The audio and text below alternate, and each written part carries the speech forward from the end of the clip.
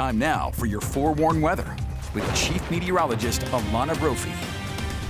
Look, I don't want to complain. I kind of do. No, we're off to a great start. These temperatures here are in my comfort range. I like it. I know some of us asked for those hotter temperatures over the summer, over the weekend, but this is good. Oh, I have no complaints then. I just want a solid stretch of days like today. I know. Give me a few weeks in the mid-70s. I'm even okay with 80. That 95 came quick, and I was like, whoa, record-breaking. Hit you hard, bro. It sure did. Sneaks up on you fast. Wow. But we did cool down pretty quickly with that cold front, and we saw gorgeous conditions today. Amazing sunset along the Wasatch Front. Isn't that nice? Get out of here. Come on. It was so pretty. Good temperatures, gorgeous views. The Wasatch Front is where you want to be. Now, in southern Utah, they're actually getting some storms. Now, they need the moisture, and we'll take anything we can get, but they've been very unsettled.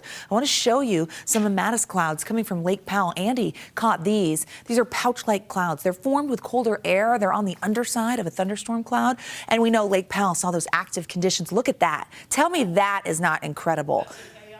I know. Brian just said that was an AI picture. It is not. That is the beauty of Lake Powell. Andy sharing that with us tonight. Very unsettled, though, with the storms moving through the south, and we actually still have some activity. It was just towards the Four Corners near Blanding, and then Pingwich. So a few cells out there with some lightning, very isolated in nature, but we knew there was a chance that these storms could hold on through the 10 o'clock hour, and they most certainly did just that. St. George, a little unsettled with echoes of moisture. A lot of that moisture stayed in Arizona, but some of it, it was really noticeable. Black Desert Sky Cam in Ivins, noticeable in southern Utah, right near the state line. But that is going to become more widespread as we head into tomorrow. As we look at the satellite radar, it shows where we were dealing with cloud cover in southeastern Utah in the last few hours with those storms kind of traveling through. Quiet along the Wasatch Front. Fountain Green, really, really pretty shot there. Thank you, Brad, for sharing that with us. Highs today, 75, actually below average. 79 is typically where we are in Salt Lake this time of year, but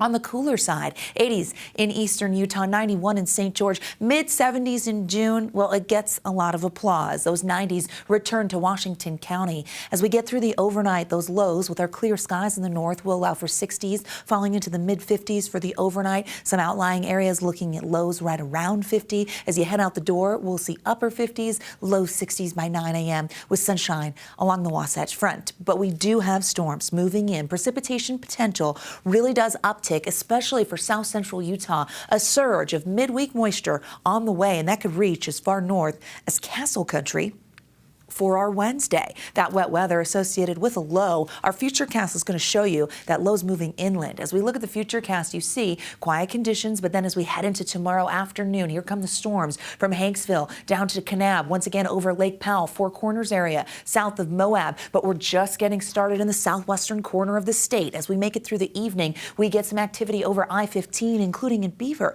and Iron County and St. George. So that moisture on the move, strong storms, slow movers, heavy downpours, gusty winds, and some small hail. But that extends all the way up to Rock Springs, the Uinta Basin, and into Castle Country as we get later into Wednesday and then Thursday. Now, on Thursday, that moisture wants to surge a little further north. Can't rule out central Utah getting some isolated storms, while the southern half of the state sees scattered activities and active skies.